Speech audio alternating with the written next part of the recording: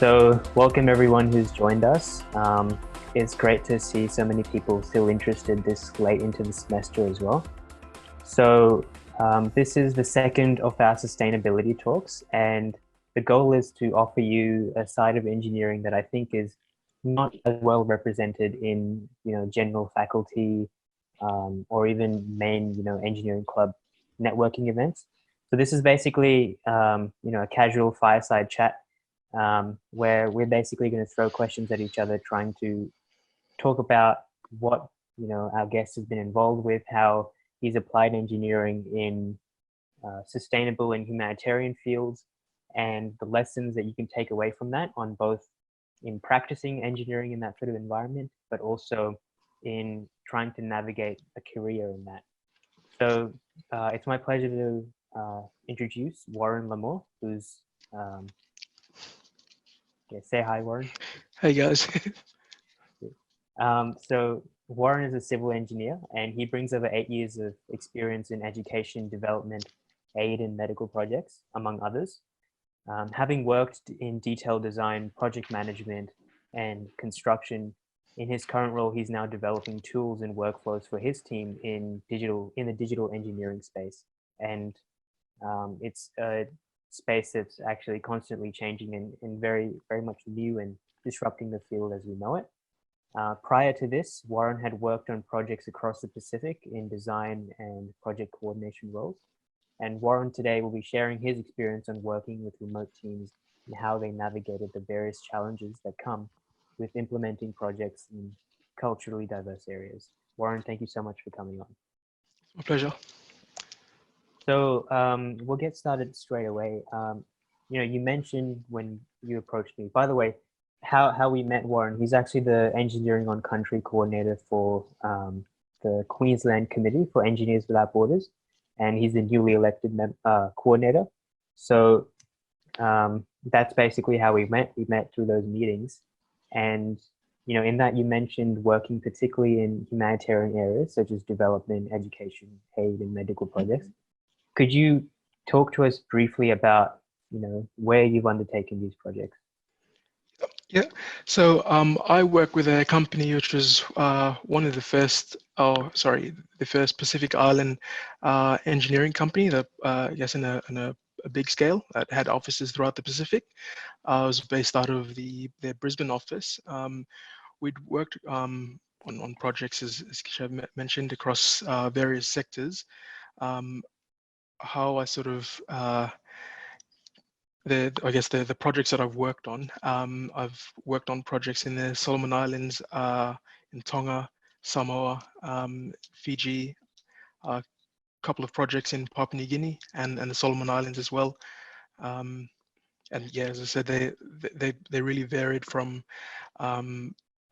smaller foreign aid projects to do with a new school, one new school building, all the way through to a state level hospital in an area that quite remote, quite a few challenges logistically to get materials, labor, and that. So it's sort of varied, challenging, but as a enjoyable 3 years working in that company.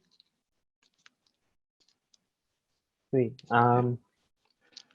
Could you perhaps summarize a little bit about what you've done, particularly in those few places? So, yeah. Yeah. So I guess in my role within those projects, as you mentioned, I did a bit of design, but I did quite a bit of design coordination as well. We had projects, say, for example, we had a project in Papua New Guinea, and this was a state level hospital that is currently under construction, and we had our building services team was based in Fiji.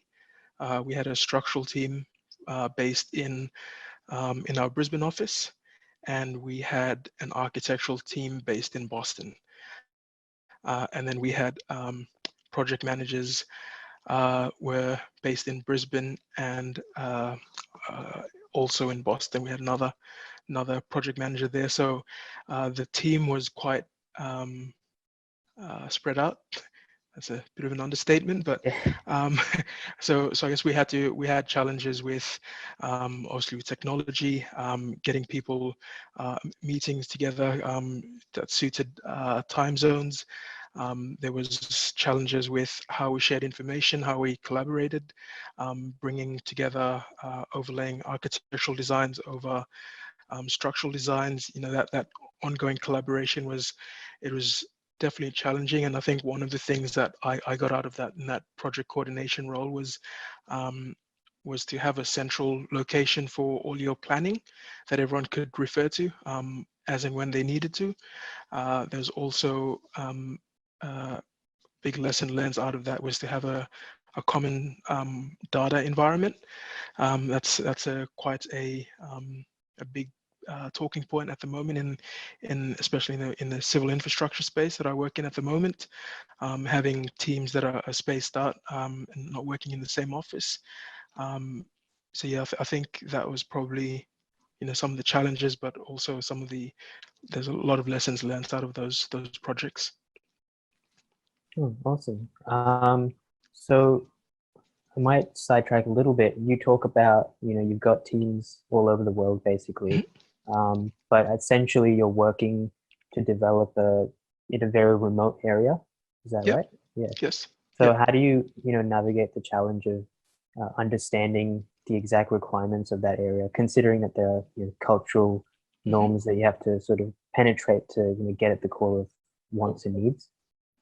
Yep. Yeah. So there was a large part of the role at the beginning was there was uh, landowner issues. So we had to get buy-in from the locals. I know everyone, like it'll, yes, someone says we're going to build a hospital, and um, uh, everyone knows it's good for the community, but there's also people within landowner groups that, you know, they want particular terms and conditions to be met before they they're not handing over the land, but they're basically giving up their land to the state, selling their ancestral land to the state, and you know they want uh, you know, there's terms and conditions that need to be met with those that handover process.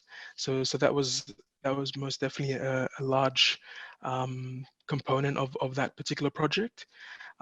Then there was issues around, you know, we were going to have a crematorium on site. Um, that was something that we got pushback from, that because of um, they I guess it was in practice there. Again, we were dealing with a Boston architectural company who was across medical the medical field, medical projects, and they designed that many hospital projects in the US and in developed nations. It was definitely a lesson for them that yeah, it's the same rule doesn't apply everywhere. Um, I guess a big component of being, I believe anyway, a successful engineer is understanding your end user. A lot of times people will think that they're building or designing a project for their client. So you think you're designing a road for the Department of Transport. Yes, it is their asset, but at the end of the day, there's thousands, if not millions, of community people who will be using the asset. So having that and part of it. So we on that hospital project, we were doing the project on behalf of. It was jointly funded by a third party and a foreign aid agency, and um, obviously they were providing the funds. We had to take them along for the ride, I guess, and get the two to link together. So the traditional owners of the land plus the project managers and the financiers of the project, just get them to see that, you know, logistically we were going to burn time and effort to try and figure out how we'd get material to this site. You know, that was just something that we had to educate them on, and say that, you know, it's not just it's not one size fits all. It's you definitely have to I guess you get complacent if you continue to work in the same environment. And once you sort of challenge with an area like a remote area where, logistics is an issue, um, there's cultural components as well that need to be met, then you, yeah, I guess you don't know till you know until you cross that bridge.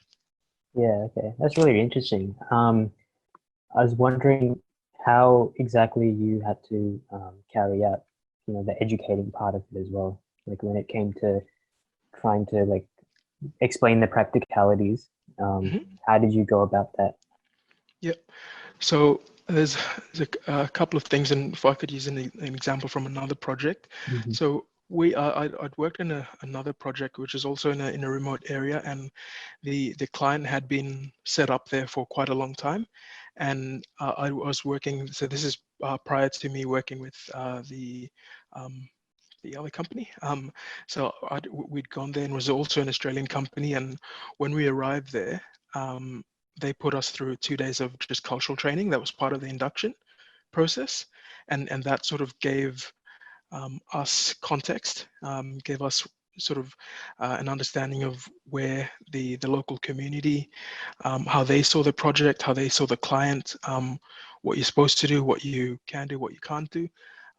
In terms of that uh, the state level hospital project, um, we so there's a couple of ways we did it. So one of the key key things that we thought worked was including the client and the landowner representatives in on the same meeting, and that really avoided I guess for lack of a better term, Chinese whispers.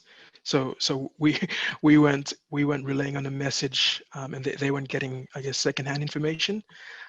That way, everyone was on the same page. I guess one of the key things was everyone wanted what was best for the project, and once that clicks and everyone's sort of on the same page in terms of an end goal, those are the conversations like the cultural awareness.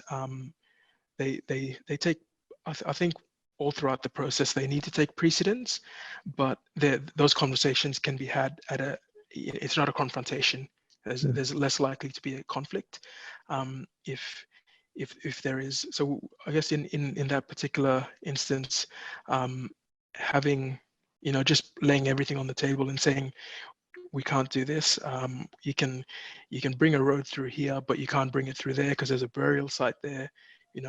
Those sorts of things. The client could be like, oh, well, if we build that road through here, then we're going to have to build a 5 meter high retaining wall, and then we just have to say, well, if you're going to bring a road through there, this is the corridor that the traditional landowners want you to use. So take it. No, it wasn't really like that. It was more. I think by educating them early on about the traditional landowners, they were able to appreciate that this is, something that they need to come on board with. Um, yeah. Awesome. That's really fascinating. So I'm curious, first of all, how early on in your career did you get involved in this, In these sorts in of projects? I think the sorts of projects. Yeah. So I might just go back a bit. So when I graduated, I didn't join the engineering field straight away. I was job hunting, Okay. and this is probably a note for young engineers that are coming through. Um, if you don't get into engineering straight away, um, it's definitely worthwhile looking at. Um, uh, I guess jobs that might be just slightly outside of your industry. So I joined a survey company, and I learned a lot on site doing that. I did that for a year and a half. Um, I then joined the engineering company that did projects throughout the Pacific, and yeah, so it was probably 2 years after I graduated. I joined them, Okay. and working on those projects. Okay. Yeah. So, what initially drew you to joining such projects? Okay, so As a couple of things. So, the first thing was that so I'm originally from, or I am from Papua New Guinea, and the company was established in Papua New Guinea by one of the first, or sorry, the first engineer to become to graduate outside of PNG. He graduated in Canada and came back and established this company.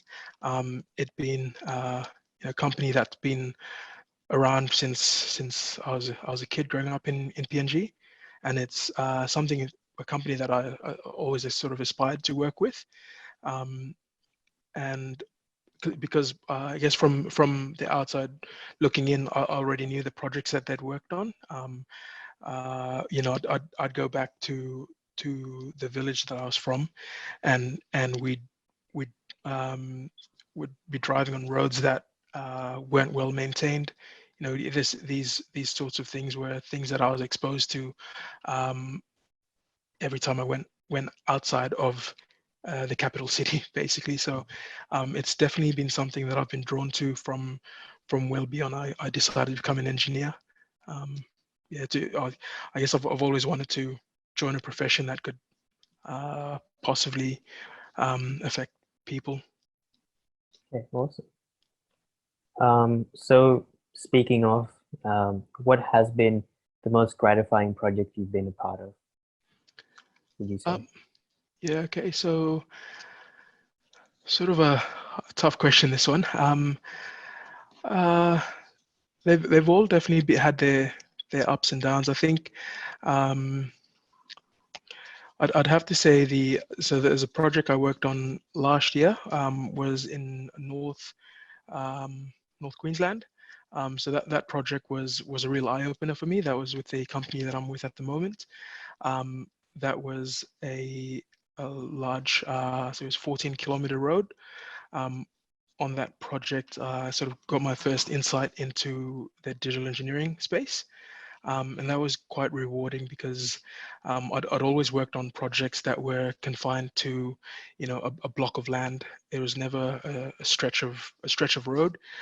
This was a 14-kilometer road through a floodplain, um, through crocodile-infested waters.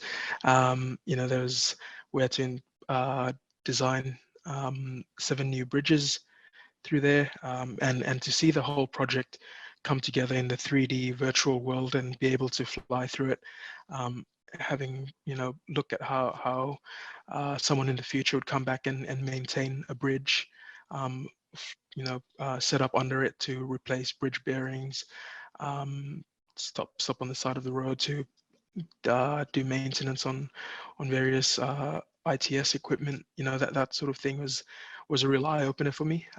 So yeah, I think that was probably the most rewarding project I'd worked on. Um, so is this the same thing that you were talking about us about earlier as well? Yes. Yeah. So in the digital engineering space, yeah. So could you talk a little bit about what this new digital engineering space is and what why exactly it's disruptive in the industry? Yep. Okay, so it's a bit of a story. So Yeah, um, that's right. yeah, so I guess for a long time, and I'm talking specifically about the civil infrastructure space here. For a long time, we have been working with 2D drawings. There was so I guess in our space, we have to worry about public utilities, how they cross over with um, drainage infrastructure, how that crosses over with ITS, traffic signage, basically all the works. And one of the things that digital engineering tries to do is identify any potential clashes. So if we were going to put a guardrail through along the side of an alignment, and it was going to clash with um, a, um, a stormwater culvert, would be able to pick that up from the onset within the 3D space, and then design around it. And I guess from I guess going back to your question, um, why it's so disruptive. For I guess for the last 10 years, there's been probably a gradual step towards this 3D 3D modeling in the civil infrastructure space. Um, there's there's definitely been so there's a report that was compiled published by McKinsey, and they I can't remember the exact stats, but basically they're saying that in the civil infrastructure space, there hasn't been any increase in efficiency. You know, there's still cost blowovers, there's still schedule overruns. You know, that we're still repeating the same mistakes we were doing 20, 40, 50 years ago. And if we're not having the same mistakes, we're definitely our think things are supposed to be getting more efficient, and the schedules aren't reflecting that. You know, there's still Mhm. projects that are running over schedule. So digital engineering is really one of those things that's coming in, and there's going to be early adopters of digital engineering, and those are the easy conversations to have in my space, because we I guess we're trying to get everyone to get into the 3D modeling space to start understanding how things come together. Because I guess one of the efficiencies that had happened for a long time was everyone was sort of working in their silos. So the drainage people would work independent of the road design people, and when I say independently, there wasn't a frequent interaction. What the digital engineering approach, I guess, starts to um, encourage is closer collaboration, closer ongoing collaboration. So it's a different way of working. And there's in like my projects that I've worked on, there's definitely been people who are opposed to it, because they know what they know, and they know how to do their existing workflows. So some of those discussions, you know, we've had to explain to them, this is how your workflow is going to improve, this is how you become more efficient. You can spend more time doing your actual engineering instead of um, uh, I guess doing problem solving, and you know, yeah, carrying out your engineering tasks in a collaborative manner. Okay, very interesting. Um, so speaking particularly to your answer about this project, Mhm. what would you say has been the biggest challenge you faced in this? Um, yeah, I think the biggest challenge would have been um, taking team members who weren't previously exposed to the digital engineering space, and bring them along for the ride. You know, there's it wasn't perfect. You know, there's some people who just carried on through the project, and um, didn't want to look at the 3D models. They'd rather just go back to the 2D drawings, and that was fine, because I guess, you know, it's a bit of an ask to tell someone who's been working a certain way for 30 years that, hang on, can you start doing this now? And then there's a separate unknown that they have to deal with, or a skill set that they have to develop over the course of a project, and they start weighing up, and then they go back to what they know. So it's definitely, it was a step change in our office. You know, there's definitely a lot of people who saw the value of it after. Um, but yeah, that was probably one of the biggest challenges, is people. It wasn't really the process. Yeah. Okay. So how much of a challenge was it for you yourself to enter that space? So like, I guess there's no um, easy way to put it. I sort of just fell into the space, Right. if Yeah. that sort of makes sense. So prior to joining the company that I'm with at the moment, I'd worked on site, and we were assembling some mechanical equipment. The mechanical equipment was getting sent through from Germany, and we were to assemble this equipment on site. Um, the vendor of the product sent through a 3D model of the product that we were installing. And when we started looking at it in 3D space, trying to figure out how to space proof it, where we'd set up our cranes, you know, using sort of we're basically taking the design in the 3D space, and I'd set up with on my computer with the a crane operator, a site supervisor, foreman, and we'd go through and figure out how we were going to build this thing, and it was really that project that sort of sparked my interest in the digital engineering space. When I joined the company that I'm with at the moment, um, uh, there was a gap for that skill set, and so apart from doing civil engineering and highway engineering tasks, I was also tasked with being a civil BIM coordinator. Okay. All right. So as a lead on, you talked about something that was personally very gratifying, I think very um, important in developing as an engineer. What would you say has been a project that you could describe for us that's more in the field of that humanitarian and sustainable fields that you've been a part of earlier in your career? Yep. What has been perhaps the biggest project that you worked on in terms of impact or in terms of just how you perceive it as well? Yep. Okay, so I might just preface this by saying that this project didn't end up getting off the ground, only because it was the Australian Department of Foreign Aid had shifted or had restructured, and funding had got taken out of this project while we were on it, which was quite disappointing. But given that there's a lot of work that went into it, but it's kicked off again. Obviously, I'm not with that company anymore, but that project kicked off again.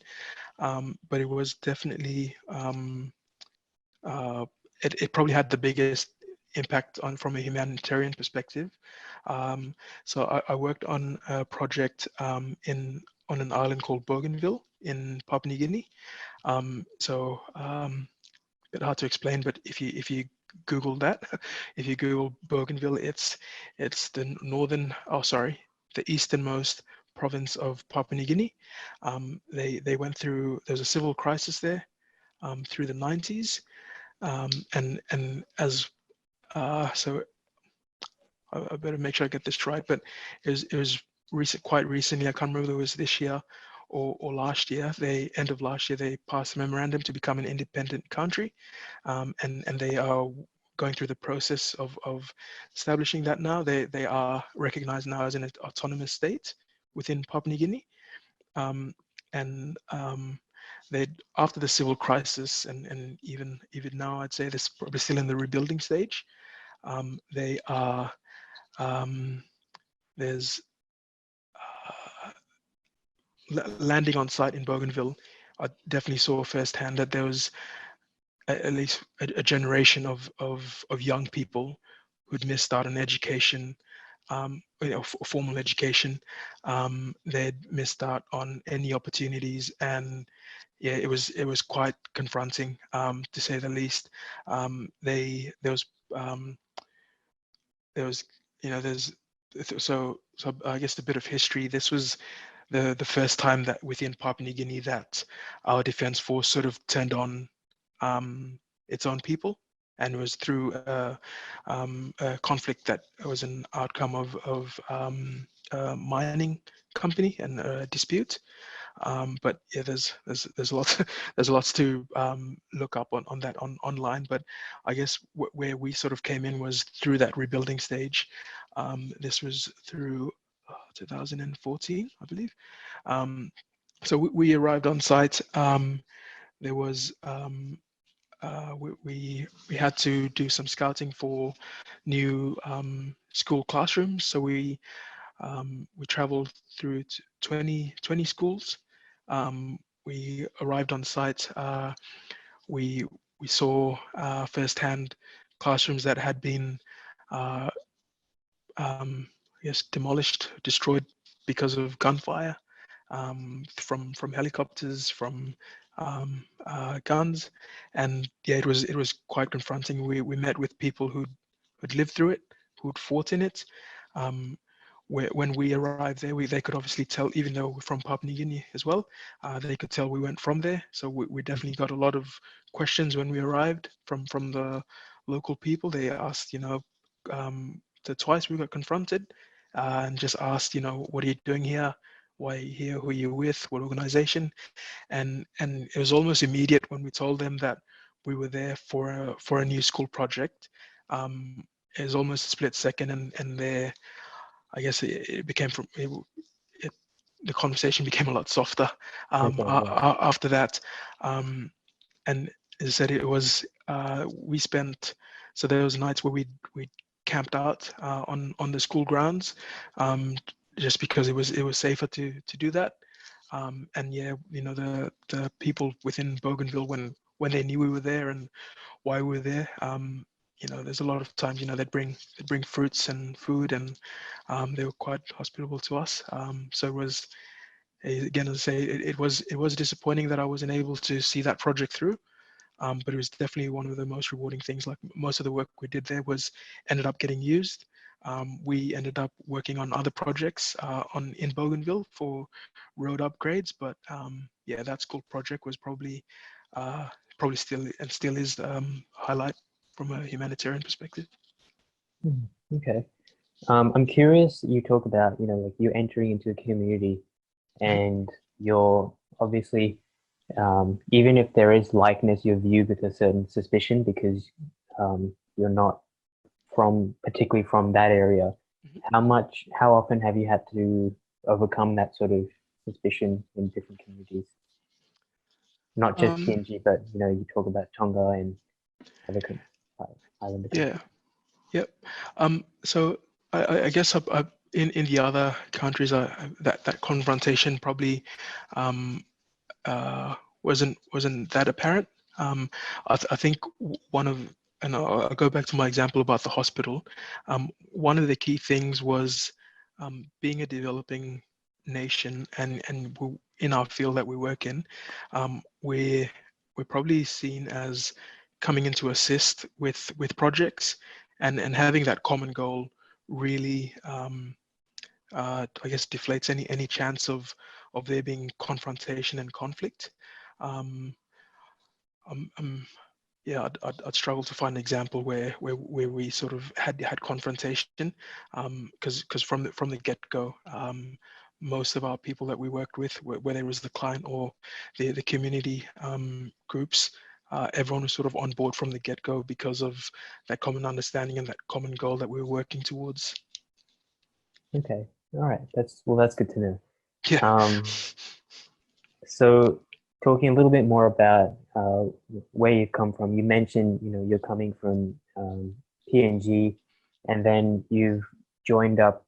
It was obviously an indirect way that you joined into this line of work, but eventually you joined more of a humanitarian focused, community development focused side of engineering.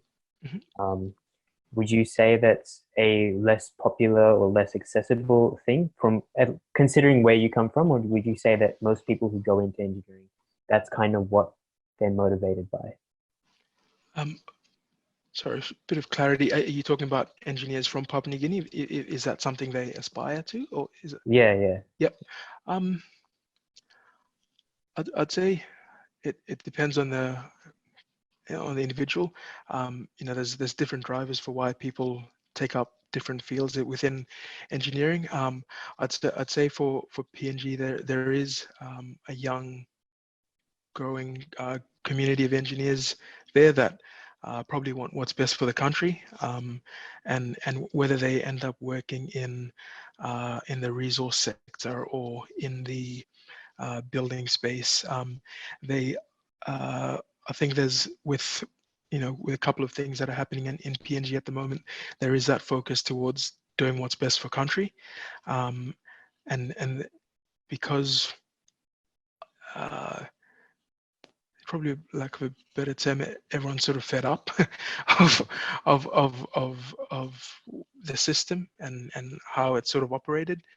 So there is definitely a young group of engineers that platforms like this, or networks that we're sort of trying to grow just to, I guess, move the needle forward.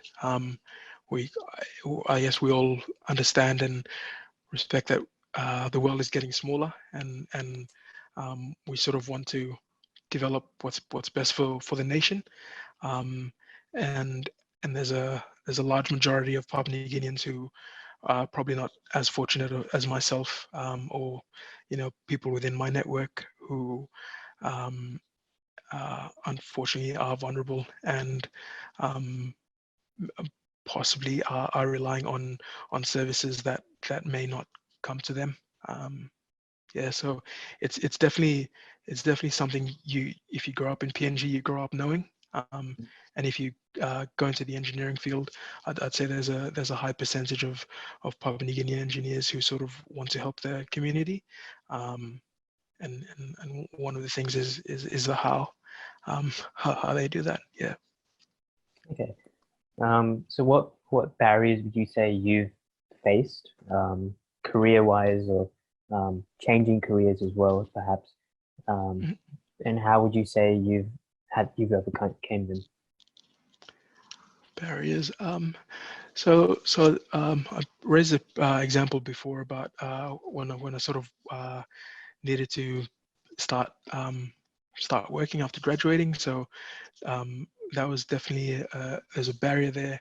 Um, uh, I guess that was out of my hands. At the time, the economy had taken a downturn and there wasn't that many jobs.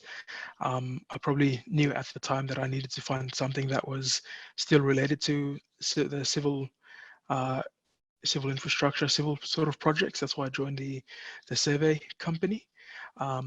In terms of other barriers, um, there's definitely and we spoke about this earlier. There was a missing link. And that's probably the best way I can describe it was when I graduated.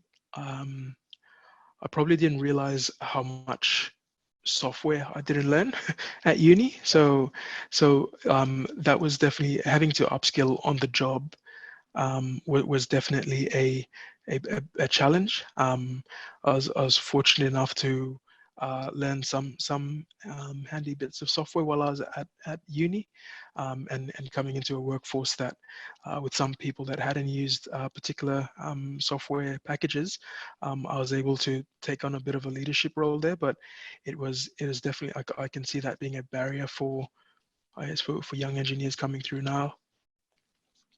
Okay, that's an interesting insight. Um, so going back to when you were studying at university, you've got two bachelor's degrees, one in civil engineering, of course, Yep. and another in business management. What did you, uh, so my initial question was, what did you picture your career looking like then? But maybe I would ask, how have you been able to apply this to your career, or how much of it still is applicable to your career, and how much do you think there's room for learning on the job, basically? Yep. Um, okay, so I'll start off with the first part. With the business degree, when I guess when I took that up, I sort of uh, had in the back of my mind that within engineering we'd be learning engineering, be the technical side of things. Um, I guess I always knew that I wanted to graduate being a bit well-rounded and versatile at the same time. So I thought business would be a good pairing. What I didn't realize at the time was when I took up engineering, so it wasn't just your standard economics and accounting and business management. There was a handful of projects that were, subjects that really added value, I think, to my professional career. So I had a course in cultural awareness or in cultural organization culture. Sorry. And there's also another one on government and business relations. And I think in my profession at the moment, having an overall understanding from how things click together, why we are expanding a project, expanding a highway by 2 lanes on either side, because of growth of population, etc., etc.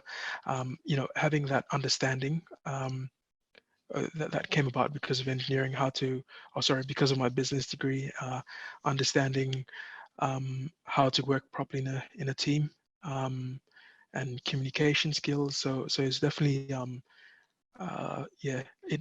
I saw the value in it for another reason when when I signed up, and after I realized that there's a whole other group of values that I learned through taking up business as well. Okay.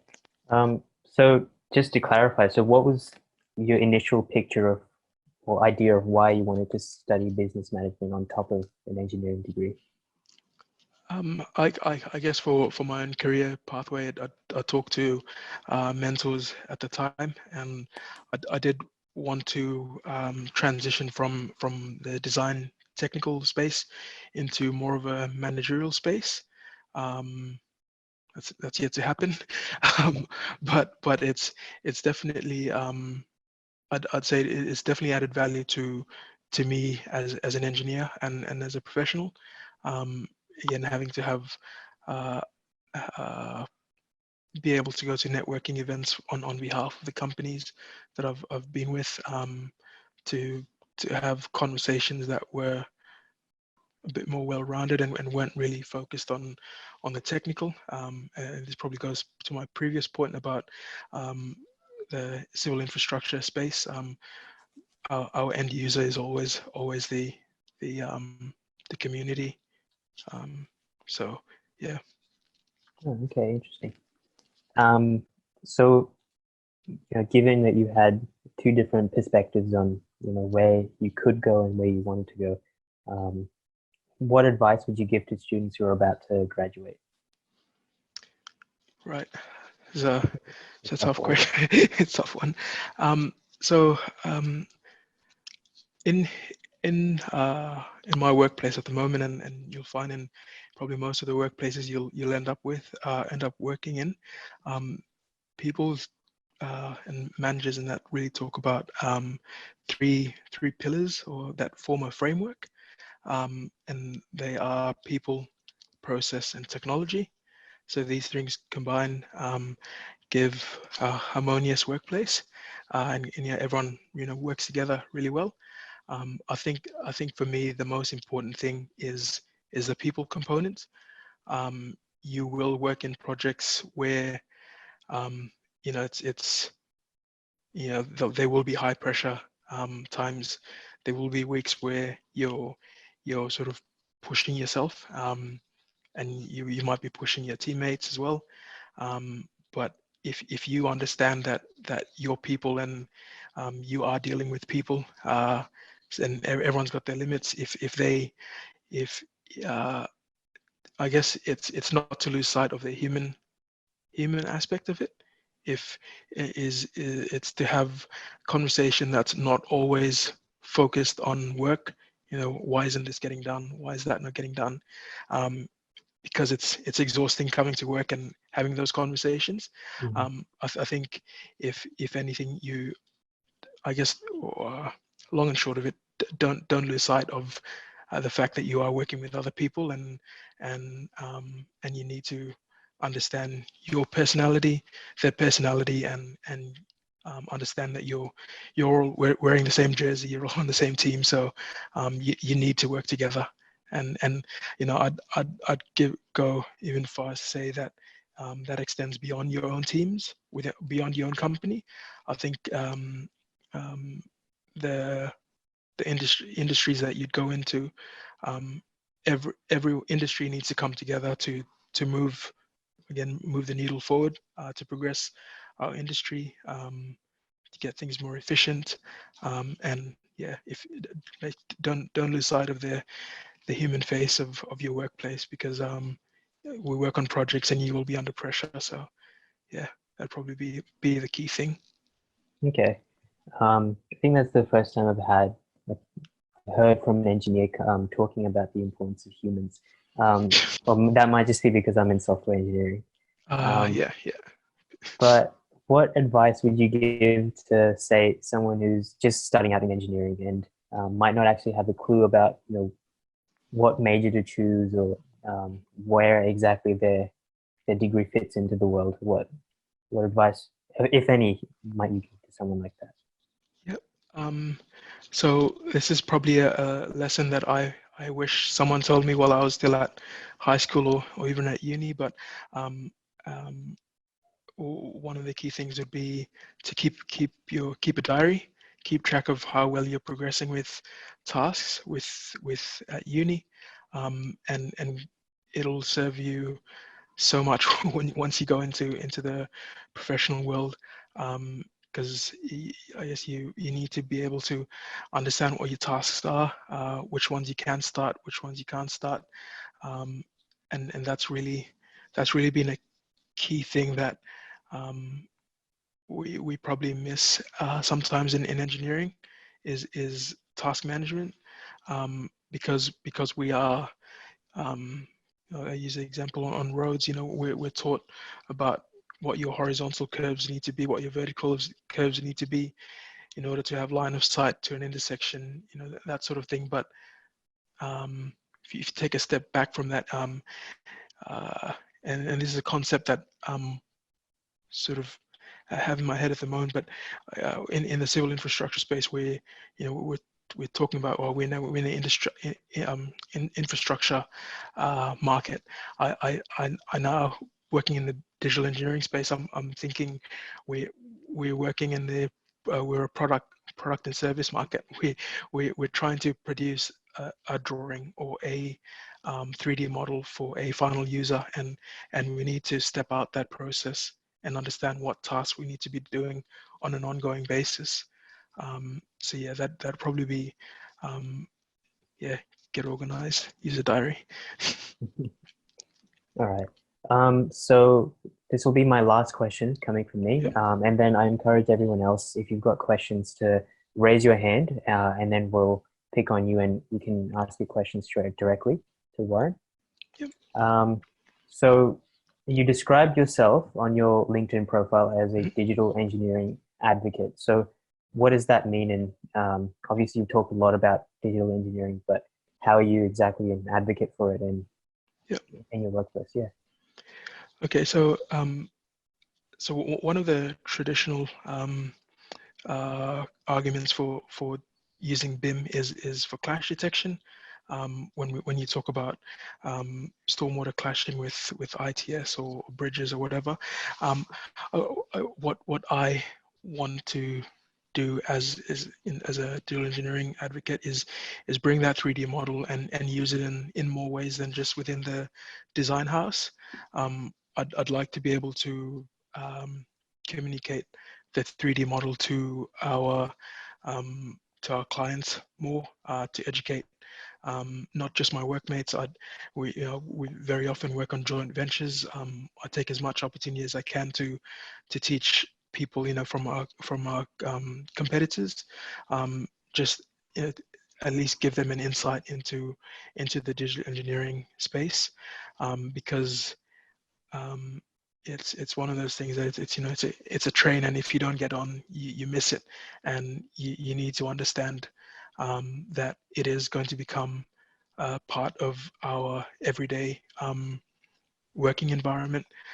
It'll become, we'll build a 3D model, and someone on a mining site will be able to use it for safety evacuation. They'd be able to plan out a evacuation route.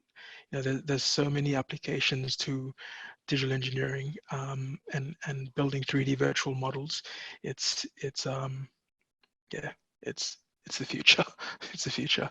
I think that's probably my key reason why I advocate for it is because it is the future. Awesome. All right. So we're at that point in time where we're opening up to questions from you guys, the audience. Um, Feel free to, yeah, raise your hand and let us know.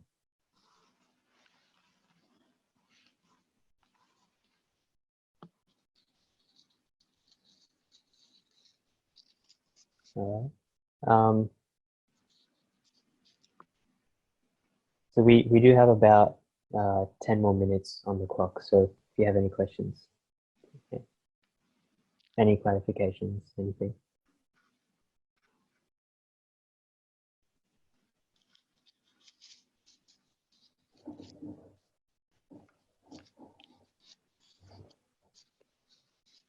Okay. So I might continue the discussion.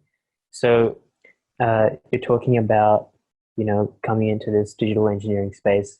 To what extent has university, like, how much are you applying the theory from your university to that, or how much work does it take away, may uh, necessarily from what you would normally do on paper? So you talked about like that the engineers who were working on it for 30 years. Um, Yep. what's the improvement on that, basically? So there's a few things. So with the drawing production, we basically through the early stages of the project, we are able to bypass the production of 2D drawings. We can now communicate concepts through a 3D model. So that's take. Or we don't. I'll start again. We don't totally eliminate a whole set of drawings, but we reduce the number of drawings because we're able to now communicate more of our design through a 3D model. And yeah, basically what that means is there's less resources being used on producing 3D on producing 2D drawings.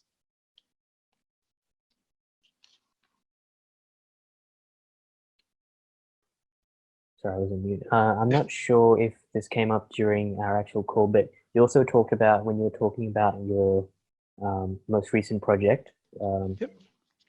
where you actually had to relocate a tree. Could you talk a little bit more about how that worked and the challenges associated with that?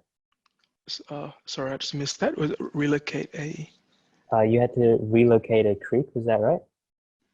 Yeah, yeah. Yeah. So a current project working on at the moment is we're widening a motorway, and through that process, we'll be filling in a creek.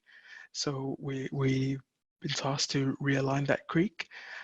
In doing that, we have had to relocate fish habitats. So we've had to engage a fish scientist to join our team and basically give us advice um, on how to design and build houses for fish. So it was definitely an eye opener. Um, Having to bring on a fish scientist and work with them through that process because they're quite prescriptive of what they're after for these fish structures. Again, there's a lesson in understanding your end user, understanding what sort of fish were there, and understanding what sort of housing we needed to build for them, and in realigning the creek, putting in ponds and that sort of thing. So it was definitely a lesson in um, understanding the end user.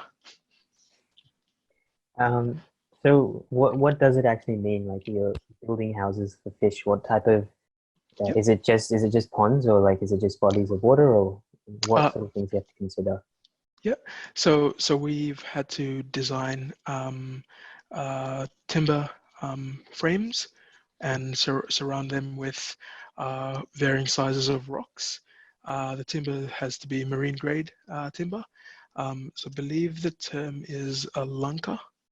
You can look that up later, but it's an abbreviation for little underground or underwater neighborhoods, something for fish, and yeah, it's quite a specific type of structure. Right, awesome. So we'll probably conclude about that. Does anyone have any questions? Oh, we've got some raised hands. Sorry if I didn't see this before. So we've got a raised hand uh, from Panyayoti. Sorry if I'm mispronouncing that. Feel free to ask your question. Yeah, sure. So, no, thanks for the discussion. It was really great to listen to. My question, I'm not sure if it was mentioned, but I just want two-part question. Firstly, what were the names of the companies that you have worked for or are currently working for? And the second part is how did you get into contact with these companies and essentially get these jobs? Okay. So the first part of your question, with the company that I worked on the project Shot the Pacific with, they were called Kramer Asenko. And yeah, you may have missed it, but they're one of the first, or if not the first, Pacific Island established engineering companies. They have offices throughout the Pacific and in Brisbane as well. So that was the company I used to work with, and currently I'm working with a company called HDR Incorporated, which is an American firm. Our engineering group is in the infrastructure space is small but efficient, and yeah, we're based in Brisbane. Sorry, the second part of your question was how I got into contact with these companies and how I sort of joined them. So with Kramer Senko, I'd heard of them growing up.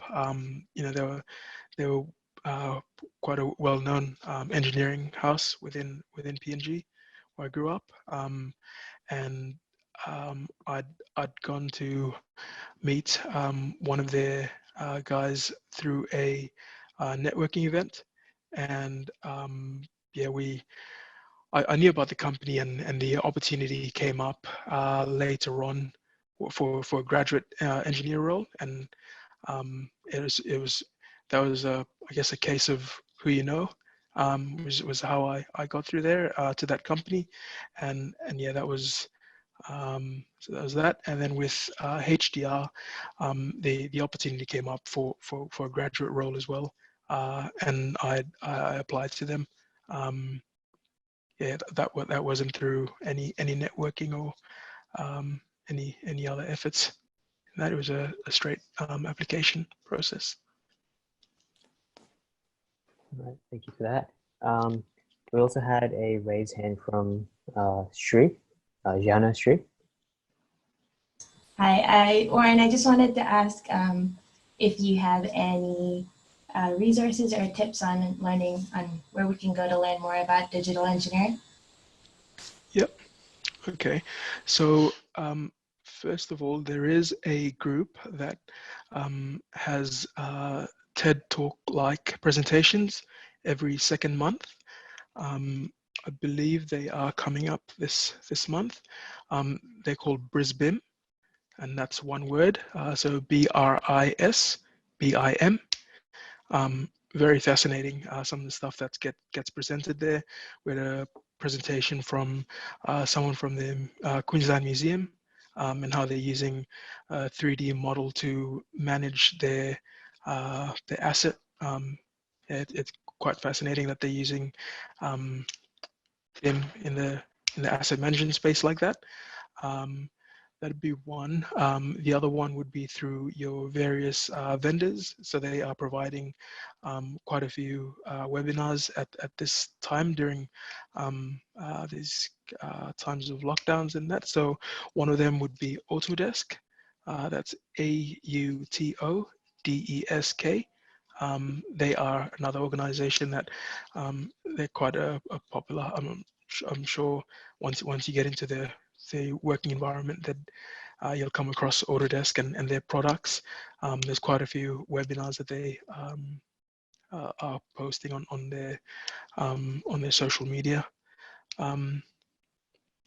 Yeah, I'd say those are probably the two main my two main sources.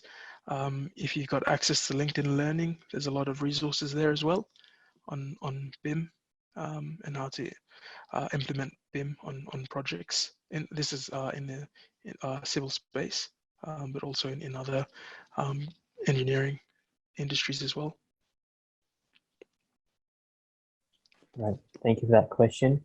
We also had one raised hand from Franz. If you still wanted to ask a question, feel free to do so.